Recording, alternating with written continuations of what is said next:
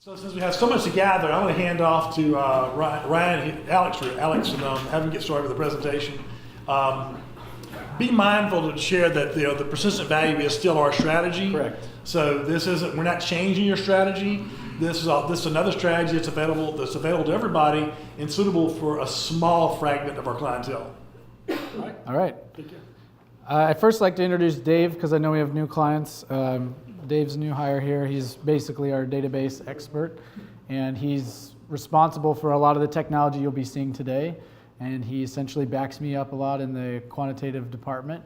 And so he'll be taking over some of these slides. But again, to just briefly recap, as we built this technology starting basically at the beginning of the year, we knew to roll it out, it's a pretty complicated thing because there's a lot of things we needed to say about it. There's a lot of things we needed to share. And a lot of it's very highly technical. So don't feel like it's just you if you don't get everything. This is something we'll be training our clients with over the next year or two.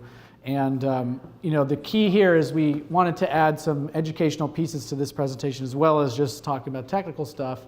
We're going to go over this subject of technical analysis, what that really is, and what is quantitative applied statistics, how are they different, and how what we do here, QAS, is in our view far more advanced than just technical analysis.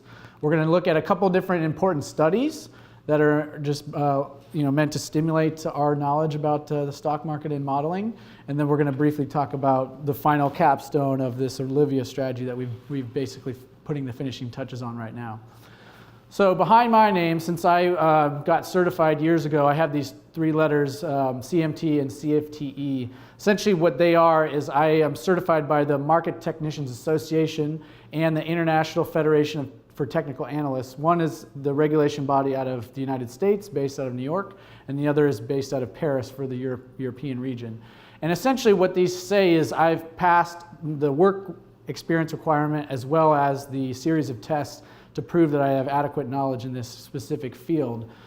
This field, as defined by the MTA, is in finance. Technical analysis is the analysis methodology for forecasting the direction of prices through the study of past market data. So not just prices in the past market data, but primarily price and volume. And what's funny about this particular study is they've revamped the curriculum over the years.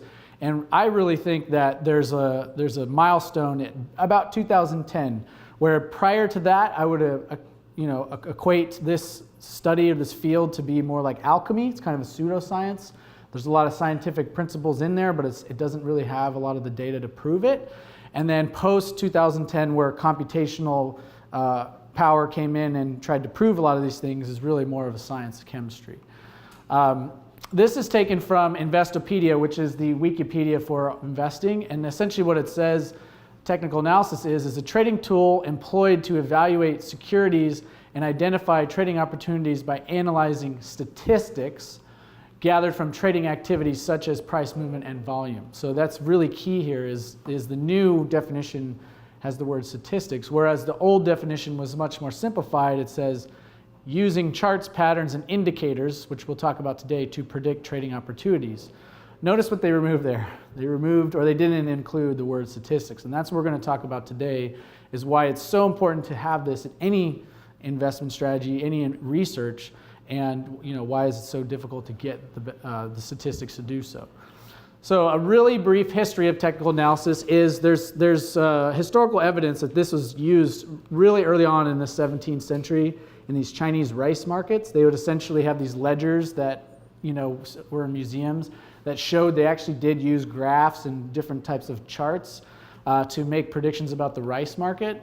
In the 19th century, the most famous cornerstone was like Henry Dow of Dow Jones Company, the newspaper, came in and started putting those in the newspaper, and people would buy them and see what the stock prices went up and down.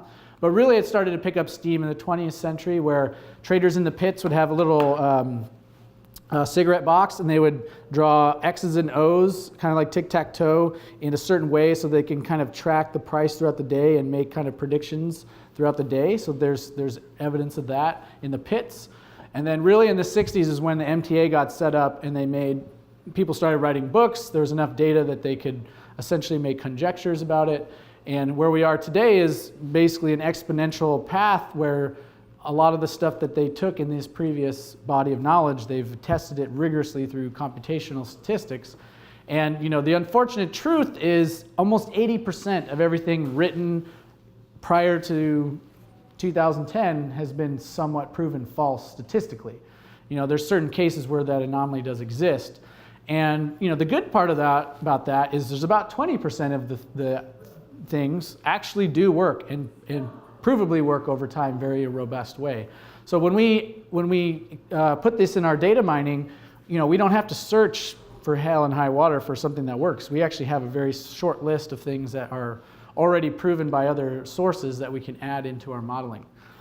Here's a really good example of kind of a funny thing. EasyStockMarket.com. If it were so easy, right? And so what they tell you on this site and many other sites is all you got to do is have some time on your hands and study these patterns. Wait till there's a double top, like an M. They're probably talking about this on CNBC right now because we're sort of double topping in the market. And you just got to wait for it to go down to this point, and then you sell or you short it, and it should go down by this much. Same thing about double bottoms, little W here, and you should just wait for it to break here, and then you should buy it, and then it goes up. If it were only that easy, right? Another really popular one is called Head and Shoulders. This one gets probably more play in the media than most patterns, and there's a really famous study done by Yale that they essentially tested this, and they found that the reverse rule set is actually much better than the main rule set. So you'd get the computer program that would simulate selling here or buying here, and it actually did better when it went up, and then the prices went up. So it's actually the inverse of what is published in many even scholastic textbooks and like in the MTA. This was something I had to learn, and this was the right answer to a lot of the questions. Now the problem is nobody tested it before they wrote those books, and so that's what we do here. We try to disprove things that we see as potential opportunities because we need to know for ourselves that this is going to work. Here's some other real easy stock market patterns. Just wait for that. See how it looks kind of like that? And then so easy. You just win the lotto every day with these patterns. So why does that exist if we know it doesn't work? Well, there's a lot of these biases in other sciences, but more particularly in technical analysis. The first one is called the clustering illusion. Essentially, the human brain is so good at seeing patterns that you can show it random data or data that isn't even financial data, and we're able to pick out patterns in it. There's just something in the human brain that can pick up on those things that we're all kind of in our reptilian brain. What people don't realize is most of the data they're looking at is statistically just noise. It's literally useless data that provably by scientific method is noise. And what we do here is we data mine for very, very small moments in time where price is showing us from a statistical standpoint that it is acting non-randomly. So it could be noise, but it's acting non-randomly, and there should be an edge there. And we're going to talk about that in future slides. The next bias that we see a lot in the industry is selective perception. So say you worked at Exxon and you had a great career, and all of a sudden Exxon stock goes down, and you keep buying more and you keep buying more. It keeps going down because you love that company. Well, not everybody has that perception, and that is kind of what happens a lot in the stock market. People get obsessed with these ideas about Amazon or Facebook. There's always the next darling around the corner. One of my confirmation biases is my mom used to manage like Macy's and Sears and Gap Kids, a lot of these retail stores, and I just saw how terrible they treat their workers. So I almost get a happy feeling when those stocks go down. Like I hate retail companies. They just treat people like crap. But that's not the way to run a strategy. You can't bring your own biases to the process because you're diluting what the scientific facts are in the modeling. So, Dave, how much you talk about confirmation bias and recency bias? Yeah, so recency bias is essentially it just worked for me recently, so I'm more likely to believe that it's true moving forward. And that's really a deceptive marketing tactic that a lot of media plays on, because I can cherry pick an example of one of these chart patterns and show the one-off example where it works, and make the masses believe that that's a viable investment strategy, even though the data itself doesn't support it. So it's definitely something we want to be cautious about when viewing some of these very subjective chart patterns. So these are always fun. Tell me how many black dots there are. Isn't that weird? But you see that. Is this growing or shrinking? It's like, what do I? Yeah, it's a very weird pattern. How about this? These are actually perfect squares. And I really like this one because this is very alike to stock market data. It could be a very specific pattern that we're looking for, but the noise obfuscates what's going on there. And this is just very simple examples of just how we all see, you know. Here's another good one. Those are actually parallel lines. Isn't that weird? That is so strange. And so I think, you know, we've been working in the trading industry for long enough that there's still this huge sector of people that believe they can stare at patterns one at a time every night, you know, 50 for an hour, and they're going to find that opportunity. It's really not possible in our view, and there's a lot of data to support that.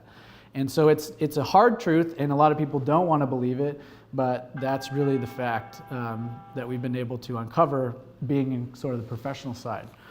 So the other interesting biases that come in this technical analysis field is the availability cascade. This is what we see the most in selling newspapers, software, courses, training packages, is there's a simple solution for a very, very complex problem. And just because someone famous or a group of people maybe or maybe not have succeeded with it, now all of a sudden there's more believers. It's really the lemmings effect. And we see people kind of get boondoggled with that. You can talk about this, the Marty Schwartz. Yeah, and I think, so people really want a simple solution to complex problems like we talked in the earlier slide. It's very easy to remove the word statistics from technical analysis and make our lives easier, but that doesn't help investment returns. So popular technical analyst, Marty Schwartz, featured in the Market Wizards book, made tons and tons of money. He's famous because at one point he owned hundreds of thousands of barrels of crude oil. And after his career had come, he came close to retirement, stopped trading. He wrote a book, a tell-all book, where he disclosed his strategy and basically said that the reason he stopped trading was because his strategy stopped working. And his strategy in the book is just a simple moving average where he basically is taking a rolling average of price data and buying when price crosses above it and selling when it goes below. So that's something that's very objective that we can test. And obviously the world has validated that Marty was right, calling it quits when he did. So again, just real brief, what is it? It's just a rolling average of whatever period you choose. Again, so why does it have to be 50, right? I just used 50 arbitrarily. It could be 37, 68, you name it. We can test all of that. And why do we have to do the average on the closing price, right? Maybe we can use the opening price of the stock or the high times the close. We can come up with whatever metric we want and calculate an average on that. So what Alex and I have done is tested all of that just to make sure that there's no stone that was left unturned by Marty and the rest of the world when this became public. And so here's just some of the findings we had. After 5 days following the cross of a 20-period average, simple moving average is what SMA is, the S&P 500 SPY was only higher 53% of the time. You can see the rest of this, after 10 days, only 49%. I changed the moving average to 50, and the results don't get any better. But what's crazy is if you just chose a day by random, it was actually higher based on the same test, 54% of the time.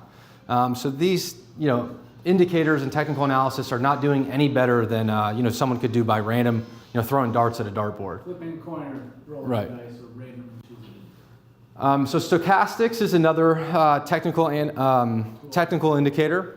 It's a little more sophisticated. What it is, it's where is price in relation to the past n days. So if it's at the very top, the highest price it's been in the past 10 days, that's going to be 100. That would be at the top of this scale. And if it's 0, the lowest price it's been at in the past 10 days, and obviously we can test 10, it'd be at the bottom. But the industry itself uses these thresholds of 20 and 80. Below 20 is what the industry would call oversold. So the stock is so depreciated, it's so out of favor that it's oversold, and it implies in the media, in the Wall Street Journal, that that's probably a good time to buy as it's about to reverse, right, as the indicator shows. Or a stock that's above the higher threshold is overbought. So it's appreciated too far, it's not a good time to get in, it's run its course. But here's the stats on it. So as long as a stock's not overbought, right below that upper threshold of 80, it's higher 56% of the time, so it's about random. So it doesn't really matter if it's overbought or not. And then if it's above 80 when it's overbought, it actually is higher 5 days later, 63% of the time. So that's not enough to make money. It's not a good investment strategy, but it does give us an indication that momentum might be present in the stock market today. So that's something we can look at. And then again, just testing other thresholds, you can see that it's no better than random. So again, another technical indicator debunked, and not something we can really use in our investing methodology. So there's a whole, book and dictionary basically that Alex has studied. Everyone's studied. It's the industry standard. Talked about on CNBC, Wall Street Journal, IBD. John has an IBD story. I ran a test on basically all of these indicators, running a correlation amongst them. So basically, these indicators move the same. So MACD is moving average convergence divergence. It's a more technical term of the moving average we went over. And RSI is just a relative strength index, which is similar to stochastics. They're highly correlated. RSI and stochastics, highly correlated. But then I ran a correlation on the stochastics in price, and you can see that that's not as correlated. So what we concluded is that these technical indicators, they don't correlate or predict price very well, but they all are correlated together. So basically, as a group, they're more or less useless. Yeah. So we've kind of discarded them. So from that point, we had to come up with a way, okay, so what would be good, right? So I want to show you some examples of what we would find good. So we define good in 2 ways, right? It has edge. That means from the point of our investment, it's actually going to go in our favor more than against us. And then we want to know for how long that's going to last. How long should we stay invested in that stock before we've overstayed our welcome? So that's the duration or the event horizon of that. Now, of course, everything we test, we do it on both historical data. We want to know how it did walking forward if we started in the past. And we also want to create synthetic realities, possible futures, if you will. And then we test it on that as well. So we will only take something if it passes both the historical data and our hypothetical futures. So this is an example of something where we can clearly see the edge ratio. It's briefly defined as we make the investment at time equals 0 on the x-axis, and we want to know how much this investment moves in our favor versus how much it moves against us, and we normalize those for volatility. Essentially, we can see that our investment horizon peaks about 6 or so time units after we put the investment on. So that could be 6 weeks if we're testing a weekly time frame, 6 months if we're testing a monthly time frame. And obviously we don't want to be invested much after the peak. So it's time to kind of ring the register, cash out, and look for better investments. So this is one way to define edge, and this is a second way, which is much easier and a better representation where you can't be fooled like the illusions we saw before. It's very clear that if you are investing in event A on the left, that has a lot of negative in red, and event B on the right is obviously very green and something we would prefer for our portfolio. So these are how we're objectively discerning between two different. So to us, this is applied statistics because we're taking what they did in the 60s by looking at one chart at a time and looking at the outcome and trying to use the human memory to test this, to use massive sample size, meaning we find thousands of examples of this event happening, and then we look at it in terms of a heat map because it's much easier as a summary to say that's better versus this. You could essentially look at years and years of data in one image versus looking at it statistically one thing at a time. And that's what enables us with the platform we just built to basically work in our laboratory at just breakneck speed because we can do things just at a pace that is really not even possible with any type of retail or publicly used platform out there. So I know that's very highly technical. I don't expect you guys to get a lot of that, but it's important to cover it because a lot of what we're showing later with the Olivia model, that process, that scientific process is being utilized. And so this is a study that I always like to bring to jog, stimulate our minds about the modeling process. Not a lot of people who even do modeling even are aware of this, where they look at essentially the possibility of a portfolio. And so what these guys did that was really interesting I wanted to share tonight was they took a model and they called it the God study, because they're assuming that you have godlike power, that you're able to choose perfectly into the future the best performing stocks, basically with the time machine, and go back and buy those stocks. And then we're going to look at the performance and risk of those stocks. So what these guys did is they had perfect hindsight. They essentially went to the future and looked backwards at what stocks performed the best, and they cut that up into 10 different groups, deciles. And so they knew with 100% accuracy the future performance of these stocks for the next 5 years, and then they put them in bins. So the worst performing group, the 10th worst, if you held only these stocks for 5 years at a time, you would basically lose 15% annually. Now, as you went to better and better stocks, what was important to look at was basically the God portfolio, is you only made about 28%, only made, right? That's anybody's dream. But there is kind of a threshold on what is even possible to make in the stock market. A lot of times we'll see models or research and basically we look at each other and go, this guy is saying that he wins the lotto every single year. Like there's something seriously wrong, because there is just a natural threshold of return for stocks. Like you can't double your money every single year. It's just really not reasonably possible. And this shows that, because this again is perfectly knowing the future. If you perfectly knew the future, this would be the portfolio return that you would get. You wouldn't get any more than that. And then here's the S&P return, the benchmark. And the thing to notice here is, as you move up the decile groups, there's only a few groups that actually beat the market. There's only these 7 through 10 that actually have better returns than the market. Again, that is perfectly knowing the future.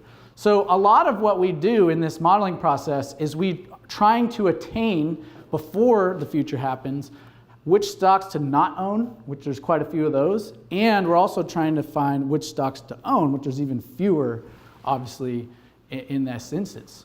So knowing this, we basically have a realistic view of what a model could make or should make, and if we get results that are too good to be true, we obviously know where the cutoff is, right? If we get something that's making 25% a year, there's something fishy there, right? The model has found something in the wrong way, or we've modeled incorrectly.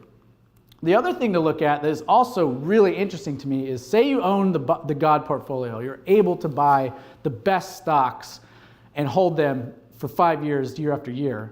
Well, they do not come without risk. And I've ranked here that portfolio's drawdown. This is how we define risk. So in 29, even though you had the best performing stocks, you lost 75%. In 2008, 40%, 2000, 39%. So even the best stock picking ability without risk management, you are very, very exposed to huge drawdowns and huge losses. Again, that's with the best stock picking ability. That's not possible. So here's what that looks like versus the benchmark. It's hard to see the benchmark, but the S&P lost about 80. These stocks lost about 75. These are huge drawdowns that we don't believe here at JCN are acceptable to have your client sit through if you have the ability to foresee and control risk. So what's important to know here and to take away is, as we're trying to get better returns, they do not come without a cost. There's still a risk in owning stocks that you can never get away from. I'm going to scoot through some of these. So knowing this, and this is a brief recap of what we're all invested in right now, the persistent value portfolio. This was designed with safety first. This was essentially a reverse engineered model, meaning it wasn't designed for returns first, it was designed with safety first. The goal of this is always same or better returns in the S&P with less risk. We're going to show you why that is. It does so by buying undervalued companies. The investment cycle is about 3 to 5 years. We do this through using stop losses and targets. Again, it sits in cash for long periods of time. All this is in the risk management presentation that we're going to do later this year. I just wanted to recap. And then we use the Parallax Financial Research database called Price Wizard Algorithm to buy these stocks. So that's what we're using now, and that's what models 4 through 1 are going to remain at JCN. And what we're talking about today is Olivia, which I'll describe later, that is really models 5 and 6. So this is a simple graph, 3 lines, but it's really important for us to kind of talk about because it really describes the experience that we're all having and that we should have into the future about this particular model that we've chosen to use. This bottom graph is the S&P 500. This is our benchmark. And then this is our back-tested equity curve of our strategy. And so the black line is very, very important in modeling. It's called the equity spread. Essentially, it's the red graph subtracting the benchmark. So when this black line goes up, it means we're beating the stock market by this amount. And when it goes down, the stock market is beating us by that amount. It's basically a relative spread. And so what's important for us to analyze here as we build the models is when does it do well and when doesn't it do well. It's impossible to create a perfect equity curve that beats the market every day. It's really a statistically impossible thing to do. But what we really like about the model we use now is it really excels in a couple different times. When the stock market goes down a ton, we're basically in cash, see this period here, and we outperform. We outperform by not losing, essentially, not necessarily by making a ton of money. The other thing, too, is when we get these long, big, multi-year bull markets, we're actually, since we're concentrated, we don't own the index, our spread starts to go higher. So we know when things are really, really good and when things are really, really bad, we tend to do much better. Now, it's in this recent periods where it has a little trouble keeping up. And this is basically because of the risk management. 2012, it was basically flat, so it didn't make any more money than the market. In 2015, briefly, it didn't necessarily lose money, it just didn't make as much as the S&P. And recently, with the volatility, as you guys know, we've had a lot of trading this year. When something goes down and it hits a stop loss, we are obligated to sell that for in case something worse will happen. This is where it kind of eats away our alpha. That risk management, that's the cost we have to pay to try to get this long-term alpha. Now, over the long run, yeah, obviously, we're going to make magnitudes more as the model displays, but these short time horizons, these half a years, these even years, which are sub full cycle, you can have a tough time given the market regime. So that's essentially what's happening today in the JCN portfolio is things aren't bad enough to do good, and they're not good enough to do good as well. We're kind of in the middle. And these periods don't last long. They're sometimes a year long, sometimes a couple years. And we think that we're in a big upswing now with the good market data that we should start tracking higher as we catch some of that gain. So to compare to the Olivia strategy, this was designed very differently. It was designed to take much more risk, and we use factors like profit growth and quality, price momentum as the main ways we pick these stocks. The target for this strategy is much shorter. It's about 3 years. And the reason that one of the reasons it's able to achieve better gains is we're turning over the portfolio at a much higher pace. Essentially, we hold the stocks in the portfolio for a shorter amount of time, and then we dump all those and we buy different ones. And we keep doing that as a different pace because we want to be opportunistic. We're just trying to find the best ones we know of right now. Now, the outcome of that is there are periods where it has deep underperformance to the benchmark, and the goal of that is to try to get much more return. So we'll show that in the next couple slides. I'm going to skip over these. So this is essentially a snapshot from the application that we've been building for the last 6 months. I'll let Dave here talk about the next few slides, but this is essentially what the Olivia strategy looks like. So the blue line is had we invested in the Olivia strategy about 15 years ago, and the red line is the benchmark, the S&P 500. This has no risk management at all. It is just the raw stock picking ability. So what that means is we've debunked all that technical analysis, and we found the things that are predictive of good future returns, identifying good stocks with the heat maps that I showed, for example. And that's all this is. In the next slide, this is with the risk model overlay, the Olivia risk model overlay. So you can see it really smooths out performance in 2008, much better than the benchmark. And in order to do that, the total return is reduced quite a bit, but that's to be expected because return, if you're going to reduce the risk, you're also going to reduce some of the return, but that's okay. I think that's a trade we're all willing to make. And this is just a table of how the Olivia strategy has done on a month-by-month basis. So you can see that the risk model was great. It kept us out of 08. It was a little late getting back involved because the market bottomed in early March of 09, but that's okay. But you can see on the right-hand side, the total column and the total SPY, that's the benchmark column. There's years where Olivia will significantly outperform, but there's also years where Olivia will underperform. So it's just, make sure that you're conscious with the risk that it's a different type of model. Right. It's not trying to benchmark. It's trying to hold something very different than the benchmark to achieve better returns. So it's going to have a different feel. There's going to be months where it loses almost 6%. It loses 11%. It loses 10%. On the flip side, it's going to make 5%. And look at this month, made 12 after losing 4. So it's got a much higher beta. It's going to move very differently. It's going to feel very differently in your accounts if you're a client who watches it from the daily basis, which I don't really recommend. It's going to be very different feel. So we do this through this research tool that has been being built behind the scenes. We're just going to flip through a lot of these because we realize this takes a little bit of time. But this is kind of what it looks like. A lot of this is just controls, cockpit controls essentially. And some of the risk models here are very complex. The biggest thing with what this is enabling us to do is it enables us to really monitor market data at a way that's just much more real-time and of our own analytics capabilities than we were able to before. We basically have our own database, our own algorithms that are behind this, driving all of it. Whereas before we were essentially partnering with a separate company. This is all internal. We are officially a technology company here at JCN. We own our own technology. So these are just different screenshots of how it works. Here's how the factors are laid out. We're looking at profit growth, free cash flow, and then this is essentially what it spits out to us. It spits out to us a list of companies that have a rank. And we rank it just like your grades in school, A through F. This is E, but we had a typo here.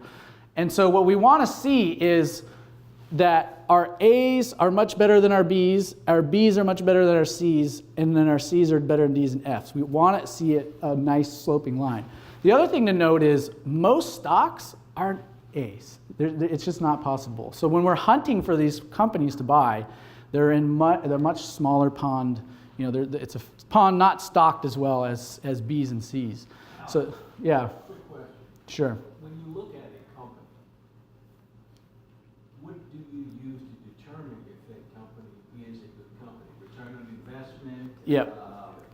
Growth rates, that sort of thing? This doesn't show all of them here, but the ones that we built in, all of them have public and non-public that we know of research that shows that they're predictive of outperformance. Really, the bottom line is the company has to be in good shape, low debt, good management, and you can tell good management by how much cash they keep, what their capital structure is, stuff like that, whether or not they're diluting or they're buying back shares. So that's kind of number one, the quality.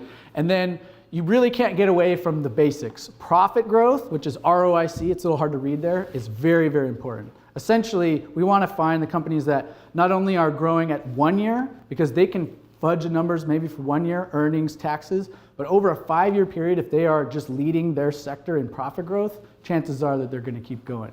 So we look at that. We also look at free cash flow. Free cash flow, if you don't remember, is an accounting metric that is almost impossible to fudge, like sales. Unless you're basically faking it outright, it's impossible to fudge a free cash flow number. Where earnings can be manipulated, certain other metrics can be manipulated. And so, it's not a lot of things. It's really drilled down into maybe 20 factors at different time frames that we're looking for, as well as this technical component that we talked about, where we want to find, in this case, in Olivia's case, stocks that are going up every single day consistently. So at the theory behind this is every day, if a big, huge corporation is trying to accumulate stock, they have to do it at the end of the day. There's no liquidity in the middle of the day or the beginning. So what will happen is these stocks will just close higher every single day. And we can that's public data. We can get that. So we favor companies like that. Some of these we've actually owned in the past, Applied Materials, Lam Research. It's going to enable us to get different types of stocks. Like in our current model, we would never be able to own Amazon. It's too expensive. The valuation is not cheap enough. So this is just operating in a different fancy. We own Micron right now. In our model right now, it's saying it's a very high-ranked stock. Some of these Facebook are huge growth companies. So it's not trying to find something undervalued, which is persistent value does this. It looks at the value of the company going up, and it waits for the price to go down so it's on sale, and it tries to buy it as it goes back up to its value. This is just a different way, a totally different animal of trying to find stock. So we're able to share this with you in meetings, and we're working with John so that he kind of can follow really all the pieces in here. But you can see we've built a lot of this into the application. Debt to earnings, shareholder yield, which is how much they're paying a dividend and buying back stock, so on and so forth. So that's a really good question. I got a question. Could you go back? Sure. Good example of it. Okay, you said Facebook. Right here. Okay, well, what was last week? It tried to tank and then Right. back up. Did y'all see that? Did y'all see that? Oh yeah, I mean, it's like I said, it's going to try to buy the higher flying stuff, so it's going to be exposed to those bigger falls. Even another example was like Match Group. They own Tinder. They own a bunch of these dating sites. Tremendous growth company. Profits are shooting up.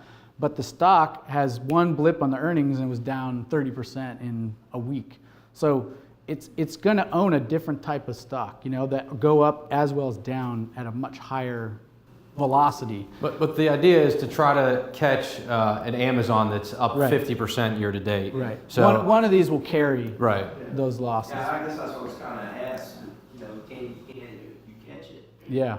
I mean, the other part is persistent value buys a stock and it only sells it when it hits a stop or gets the target. This gets rebalanced every 6 months. So we're holding stuff and then we re-rank everything and then it dumps all that. And it might buy some of those other ones back, but it basically rebuys everything at the best rating. And so we're always trying to stay in this A-rated area. Here's an example of just in sample, out of sample. So we built the score on this, and then this is how it looked on unseen data. And I know that's a little complex. We're going to go over that later. But this is so important to do because if you're only perfect hindsight, if we only knew the past, this is what it looks like. Now we have to test that on real data to make sure what we learned in the past is true. This is essentially what it should look like in the future. Dave, you can talk about this slide. This is probably even more important than the previous. Yeah, so there's two parts, right? There's the stock picking, and then there's the risk overlay. So the stock picking, we just showed it's upward sloping. We're very good at grading stocks based on their future returns. What this shows is our grading scale, still on the x-axis, but volatility. So our A-ranked stocks are not very volatile, and our lower ranked graded stocks are very volatile. So this is good because it allows us to avoid unjustified volatility. If we were going to take on some volatility, we want it to be from the ones that have the potential on that previous graph to be sloping up on the future returns. Yeah, in an ideal world, we want this straight down, but it's just really hard to get. Essentially what this says is poorly rated companies go down really quickly. And then great rated companies don't go down as much. So they do happen. So those are two things we look at a lot in this modeling is behavior of all of them together. Not just one company, not just the Facebook example, all the A's versus all the D's, so on and so forth.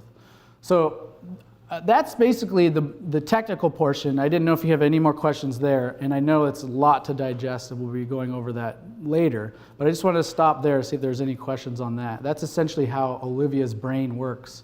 How do I get rid of these spots before my eyes? I know, right? The black dots. I can go back to that if you want. How often does Olivia rebalance? 6 months is essentially what we found to be the good balance between too much and too little turnover. We want to give it enough time to breathe. Like if it's having a good quarter of good growth, we don't want to just dump it 3 months later. Quarterly has some issues, but the nice zone is like 6 months. At the beginning of the year in June, essentially, will be the frequency that will rebalance. Now, if it goes, Olivia does have stops built into it on its final product, so it will sell something semi-annual to get out of the position if it goes down too much. So it has that. So again, this is really something that we weren't set out to build at JCN until we had enough clients in Model 6s and 5s, which are almost all stock, that only now we really committed to building this in-house. Will there be an effort to merge the two plans together at some point in time? We're getting this question a lot where is it possible to run both in one account?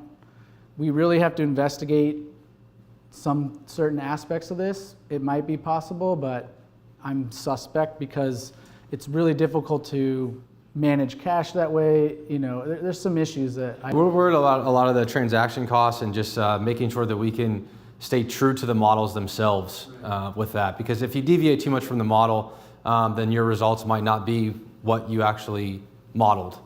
Let me ask you this. Does Olivia look at where you have your stops built into the other program? Yeah, so Olivia has... It doesn't know about JCN Yeah. versus value, but it will have stops. You can look at it here. Yeah, so Olivia, Olivia has wider stops, but it also has a risk model too that can actually reduce the overall portfolio exposure as opposed to just the stops, which would be based on the individual price itself. Yeah, there's a lot of moving pieces inside of it, but it's not, like we said, if you just ignore risk management, if you just have the God portfolio, you're going to have 50% drawdowns, and that's still not acceptable to us. So there's got to be some protection even in this higher risk model. It just wouldn't be appropriate, I think, for any of our clients. So this is basically the dashboard that me and John and Dave stare at every day that essentially just tells us where everything's at, where it's moving, how much it's up, how much it's down, how close it is to getting stopped out, just a bunch of things like that, where we should be at for the portfolio for different time frames, which risk models are on and off. So this is kind of our cockpit view of our modeling. Do they change real time? Real time. Real time, and what is the database update? Daily? 15 seconds. The price database, yeah. The fundamental data is end of day, right? Yeah. End of day. So, right now our database doesn't update but once a month. So we're essentially operating on stale data, and that's how most of the industry is. But as things get quicker and quicker, we just think it's, might as well have real time. There's no reason to sit on it. So with that, I'm going to talk a little bit about, to close, some market data points. I always like to leave you with some real news that me and Dave pick up over the quarter, and so that we can kind of take this home and think about it going forward to the end of the year. I'm a huge believer in statistics, and here's a fun one. April, May, June, and July of this year closed up 11 times. This only happened, this only happened 11 times since 1935. It did close up 11 times, but every time it did this, 5 months later, it was up a median of 12%. So it means something good is going on, that it's that persistently going up. And you can see even in the lowest case, it had a scratch in 97 and in 64. So we are very, very positive about the end of the year, going to the end of the year. We really hope that there's going to be some double-digit gains for everybody, just given past market behavior. So that's not 100% true, and it's just a statistic, but it's always fun to see.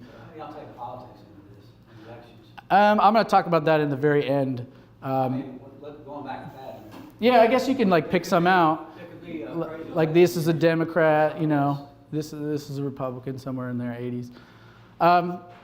It's more or less a fun statistic. It's just a fun statistic. 11 occurrences is Right. not really... That's enough to be... We're not going to bet the house on that. Yeah, it's not technically a true statistic. But it's interesting, right? It's interesting to me.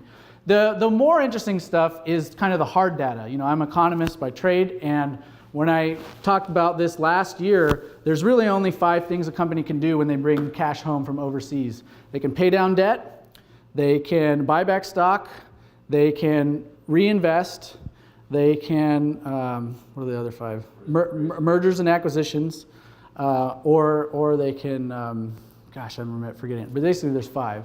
And the one that they typically do the least, because R&D, research and R&D spending is sometimes a loss leader, is really what they do with leftover cash after they've done all these other things before, you know, they've paid the credit card bill before they do this. So we have record R&D spending. This is tremendous. This is essentially new products, new technology.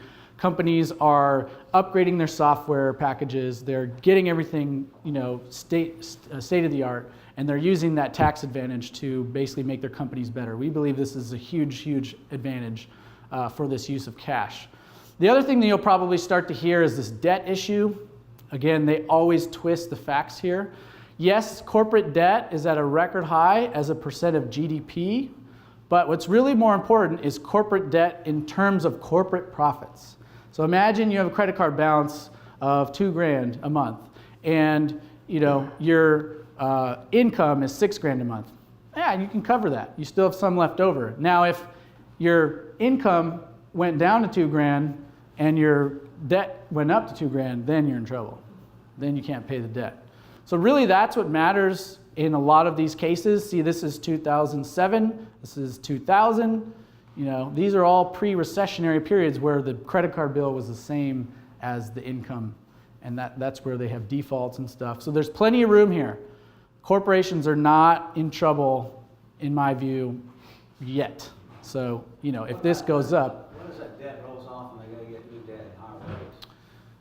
again, that could make this portion go higher and then this move towards. So it's all changing for sure. A lot of them have took advantage of a huge amount of debt at really almost 0 rates. So yeah, it will affect. You know, if you sold a bunch of debt at 2% and now you got to go back at 4%, that's 100% cost of debt. Yeah, you could see it. It spikes pretty quick. Yeah, it but spikes it's quick. you know, something we keep an eye on. So just today, we don't think it's a problem. It could definitely be a problem, and it has been a problem in the past. So just we're aware of this. That could be a danger. We could all say happy birthday to the stock market and myself. I am 33, but we are now in the longest bull market in American history. 33. Yes. And really, 2 things about this. One, people are always trying to predict the end of a bull market, and the thing that drives this is that every bull market is successively longer, and we are in uncharted territory now. There's no statistics past here. We have no idea when it's going to end. Anybody that says they do is out of their mind, in my view, because it's impossible to know. And there's a lot of good things driving it right now that I think can drive it many, many years in the future if they go just about right. But at the same token, you know, statistically, this is probably the most important time to have risk management. You've already seen the good gains, you know. This is, in some people's view, the 7th inning, the 8th inning, the 9th inning, who knows? But it's where we're at. And now it's not the highest market. In 2000, it went up another 100%. So we still have room to the upside if we want to eclipse the record as far as vertically. But in time, we're actually second highest and longest. The thing about that's happened this year that's sort of affected us to some degree is that every sector isn't going up uniformly. And this brings me to politics more or less. With tariffs and trade war and strong dollar, not every single sector is going higher. And since, you know, if you owned technology and healthcare and consumer discretionary, obviously you're having a great year, but we try to buy a little bit from every category. And certain categories have gotten really shellacked by a lot of the changes in Washington policy. Like we owned Lockheed Martin and Raytheon and FedEx, which are industrial companies, and they basically have been flat on the year and dragged on our portfolio. The other side of this that's interesting to me is typically the safety sector is consumer staples. That's Procter & Gamble, all the cigarette, alcohol companies, Clorox, McDonald's, things that are literally never going away in our lifetime. When those start to do very good, usually that's a bad sign. People are feeling scared. They're hiding in these, long-term companies. They're actually down on the year. So what we think happened is there's a lot of people that had overweight that. They were too much money there. They had to dump it and then try to chase some of these other sectors.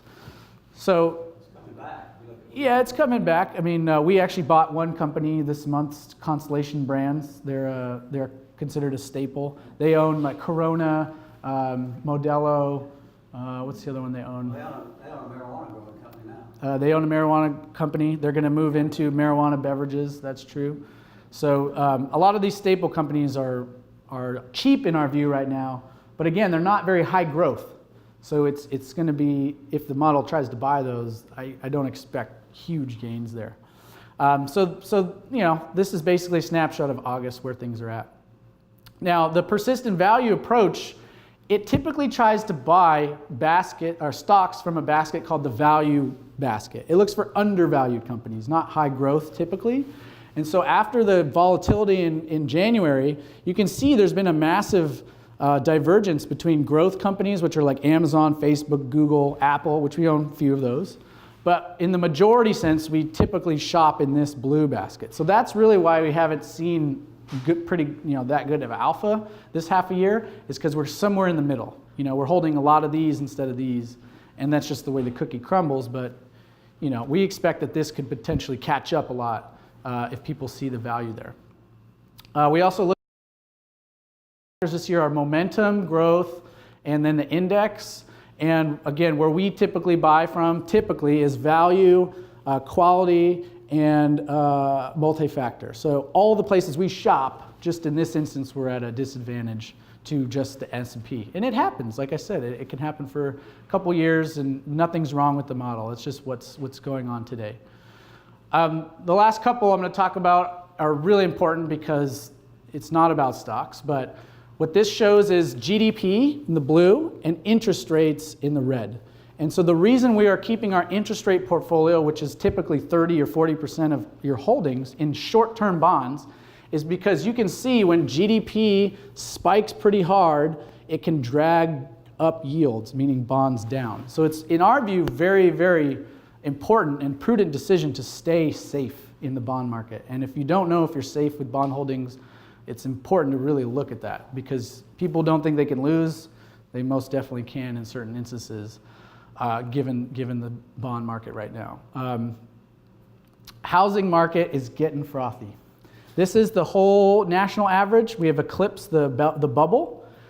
Now the banks aren't lending like they used to get this. This is probably true demand at some point. But look at Denver, 53% higher than the previous high. You're getting expensive. And there's a lot of other places like that. It's all really high. It's all really high. I don't know, I haven't seen a graph of here, but it's probably a good time to reevaluate whether buying a home is a good deal in certain places. So we're watching that. Again, we don't really see a catalyst to cascade this downward, but there's certainly a lot to fall if it does go down. The three big things we look at in the model are industrial production, record high, retail sales, record high, another month of growth, and unemployment rate is a record low. So until these things change, I really doubt that our risk will start to trigger to get out. Last thing I'll leave you with is really interesting to me. As my undergrad was economics, we had to learn about US history economics and tariffs. And this is essentially the tariff rate through the history of the United States through the 20s. So in the 20s, roaring 20s, we had essentially 20% tariffs on any item coming in. If you brought something in the shipping ports, you had to pay at the dock before it got shipped into the United States. Now this is how the United States paid for all the government spending. They used it from tariffs, anybody importing. Now over time, they shifted this away from tariffs to income tax and payroll tax. So that's what this shows here, is how the federal revenue broke down by type. And you can see the majority of the history, obviously this was modern day, was all tariffs. And then now they've filled in all the government spending with with basically income tax. So, they shifted the tax essentially away from the consumer to the producer. And so, in our view, when they talk about tariffs, it's really just a moot point. This is the tiny sliver that is being collected on tariffs, and this is the giant sliver being collected on income taxes. So, what they're proposing is a very, very small change. And now it will affect industries like Campbell's soup cans. They got crushed by this. Even some of the soybean farmers got crushed. But in the broader sense, we don't think it has the ability to really kneecap the economy in any real way, given the policies today. Obviously, there's new stuff coming down all the time. So with that, that's really how I'm going to end it tonight. Hopefully there's something, a lot of information there.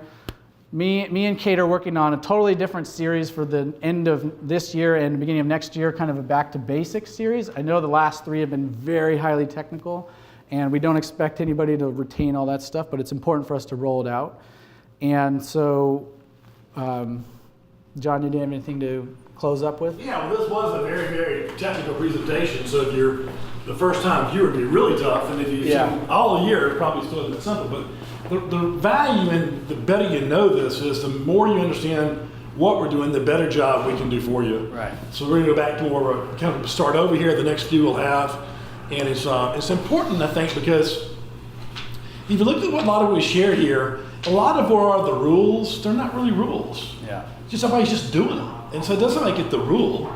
And years ago, I was hiring IBD to give me data, Investors Business Daily, and I hired one of their employees to work for me, and the first thing he wanted to do on my dime or our dime was to back test the data that we were already getting from IBD, which I thought was kind of ridiculous because we were paying for it in front of him. And Matthew took about 60 days to do that. He called me in the summer at my house on a Saturday afternoon at 3 o'clock. And he goes, John, I got the data done. I said, what data are you talking about? He goes, well, the back test. I said, how's it look? He said, bad. I said, how bad? He goes, real bad. And come to find out, what we were paying good money for, we're making decisions on, the data wasn't correct.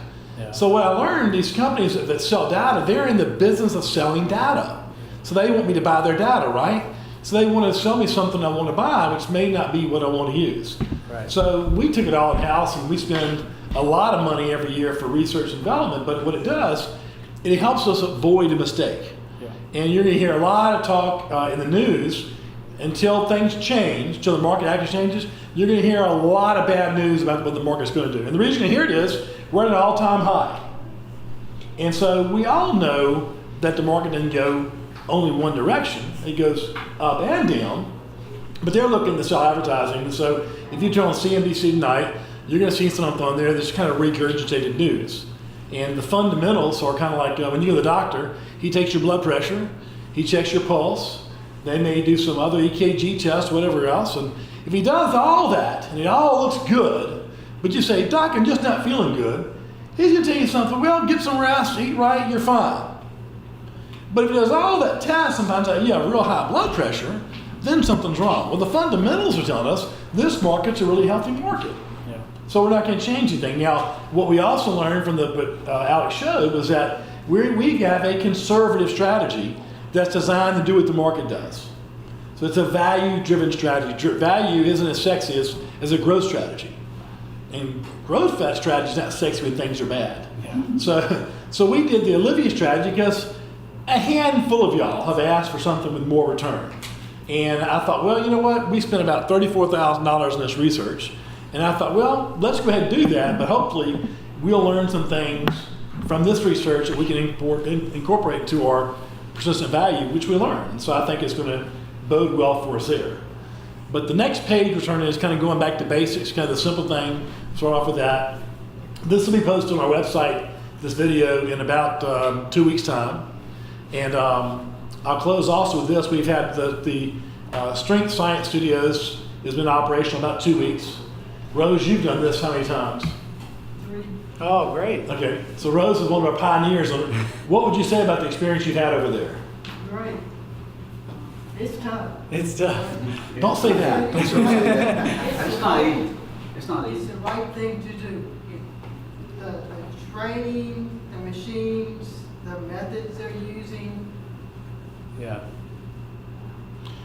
The research that I've done personally on fitness, I don't have a degree or anything, but I belong to fitness centers, I work for a pipeline company.